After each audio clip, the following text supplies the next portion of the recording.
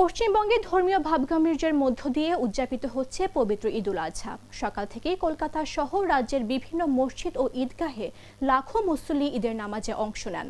নামাজ শেষে বিশ্ব শান্তি ও সমৃদ্ধি কামনায় বিশেষ মোনাজাত করা হয়। পরে একে অপরের সঙ্গে কোলাকুলি ও শুভেচ্ছা বিনিময় করেন মুসল্লিরা। কলকাতার সবচেয়ে বড় ঈদের জামাত অনুষ্ঠিত হয় ঐতিহাসিক ব্রিগেড প্যারেড গ্রাউন্ডে। খোলা আকাশের নিচে আয়োজিত এ জামাতে ইমামতি করেন কারি ফজলুর রহমান।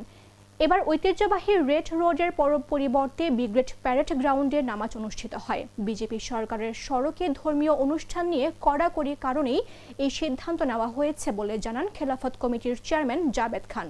হালকা বৃষ্টি উপেক্ষা করেও মুসল্লিদের উপস্থিতি ছিল চোখে পড়ার মতো।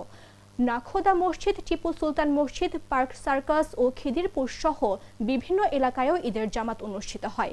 ঈদ উপলক্ষে মুসলিম অধ্যুষিত এলাকাগুলো সাজানো হয়েছে বর্ণিল আলোকসজ্জায়।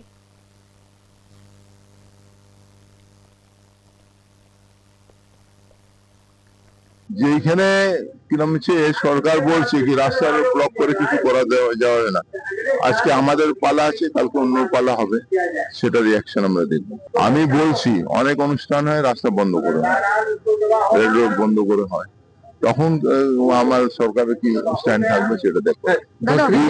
শুনুন, পুজো হচ্ছে কিরম বাংলার সবচেয়ে বড় উৎসব।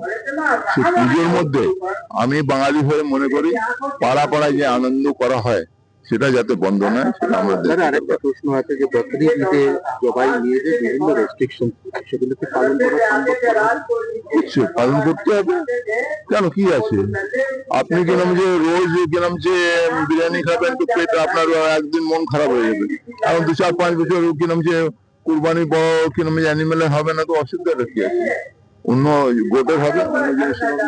রেড রোড কি বদলে ব্রিগেড প্যারেড গ্রাউন্ডে আমাদের পরব, নামাজ পড়ার পর যাব, সবার আমাদের যা রীতি আছে, খাসি কুরবানি আমরা দিই, ওটা কুরবানি করব, এটাই। आज कुर्बानी में जब लोग रहते हैं, जानने के बाद होगा तब नमाज पढ़ेगा, फैमिली गैदर होगा।